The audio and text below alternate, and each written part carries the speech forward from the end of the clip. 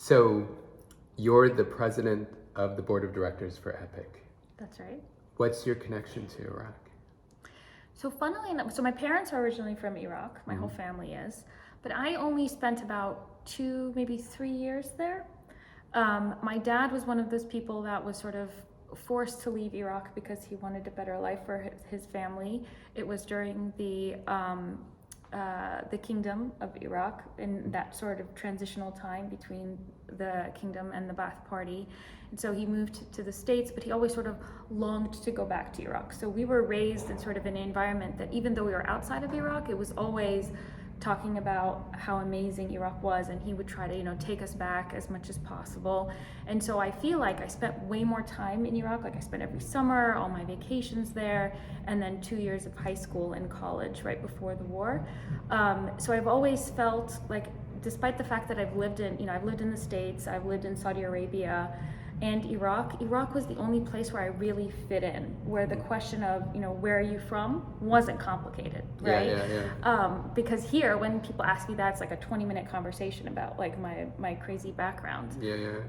So I think, one of the thing I missed most about being back home is the fact that my life was uncomplicated. I was just one out of, I was just like everybody else from, I was from Anna in Iraq, and that was really the end of my story.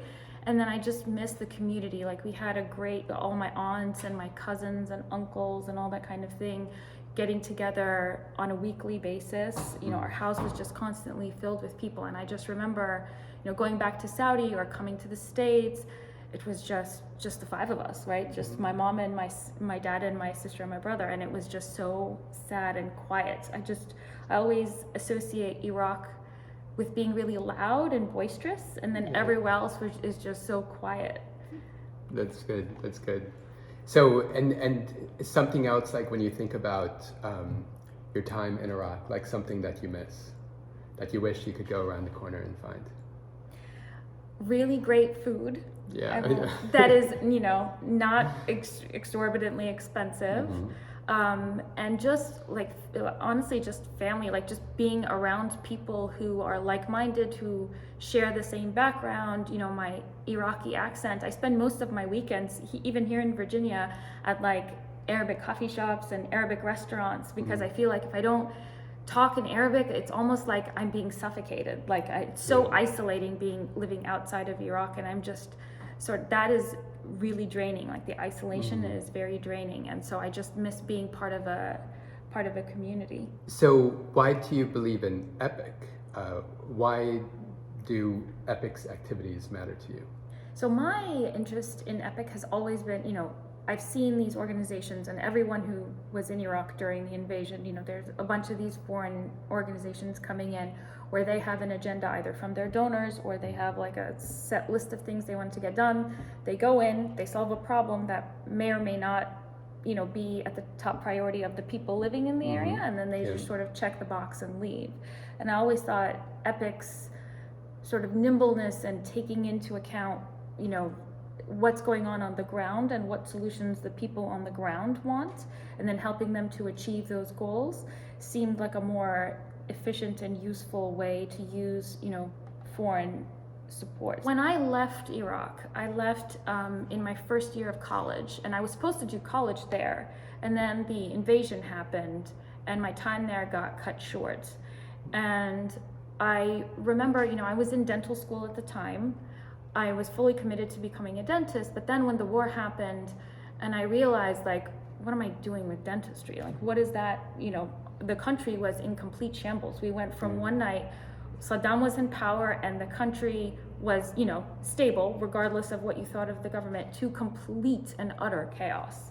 And so it just I kind of felt ridiculous. Like, what am I doing being a dentist when there were so many other needs that needed to be fulfilled?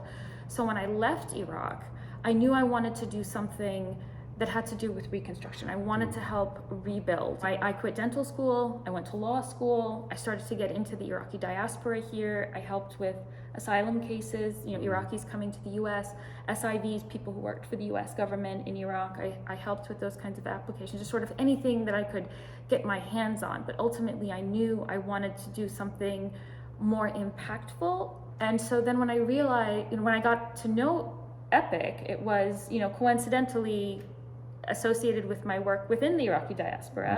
And then, I sort of got to know the organization and how, it started in the 90s as sort of an advocate for getting rid of the sanctions that Iraqis were living under, to, this post-Saddam world, like trying to find ways to help the younger generation build their own future. And that's really where I think the focus should be. I am not interested in small solutions that will die out. I'm also not interested in solving a problem that the people themselves haven't identified as a problem. I think it's really important. If somebody is going to make change happen, they have to want that change. You can't force solutions on people, right? You have to figure out what it is they need and what it is they're passionate about, and then just help them sort of develop their own passions and help them solve their own problems rather than trying to solve it for them.